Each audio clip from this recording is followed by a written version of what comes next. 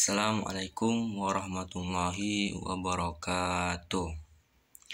Perkenalkan, nama saya Muhammad Haikal.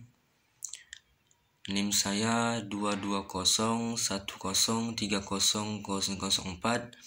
Saya dari jurusan Fakultas Teknik, Prodi Teknik Perkapalan.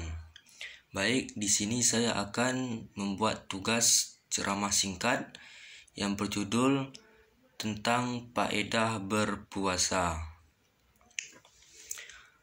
Bismillahirrahmanirrahim. Assalamualaikum warahmatullahi wabarakatuh. Alhamdulillahirabbil alamin.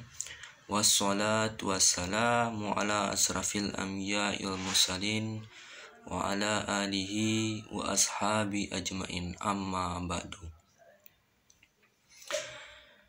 Faedah puasa itu sangat banyak, baik yang bersifat spiritual maupun yang bersifat material. Puasa merupakan satu bentuk ketaatan kepada Allah Subhanahu wa taala.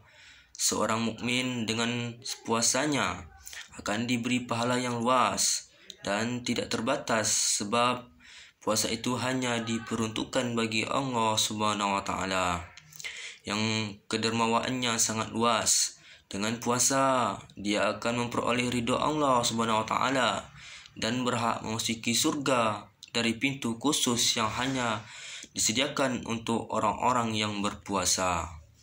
Namanya Ar-Rayyan. Puasa juga akan menjauhkan dirinya dari siksaan yang disebabkan oleh kemaksiatan yang dilakukannya.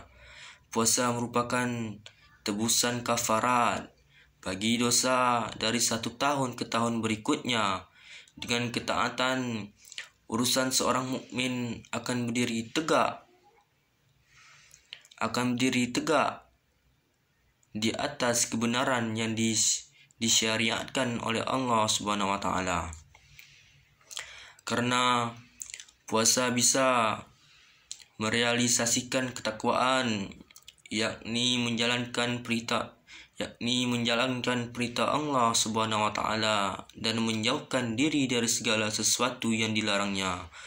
Allah Subhanahu wa taala berfirman, Ya ayyuhallazina amanu kutiba alaikumusiyam kama kutiba alal ladzina min qablikum la'allakum tattaqun.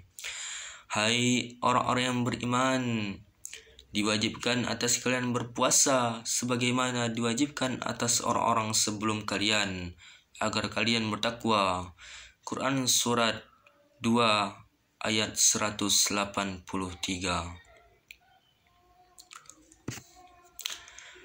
Puasa merupakan madrasah moralitas yang besar dan dapat dijadikan sarana latihan untuk menempa berbagai macam sifat terpuji. Puasa adalah jihad melawan nafsu, menangkal godaan-godaan dan rayuan-rayuan setan yang terkadang terlintas dalam pikiran. Puasa bisa membiasakan seseorang bersikap sabar terhadap hal-hal yang diharamkan, penderitaan dan kesulitan yang kadangkala muncul di hadapannya. Pada saat dia melihat hidangan makanan lezat di hadapannya yang baunya menyeruak sampai ke perut, atau dia melihat air tawar yang sejuk menari-nari di hadapan matanya, maka pada saat itu pula dia harus menahan diri dari semuanya dan menunggu sampai waktu yang diizinkan oleh Tuhannya tiba.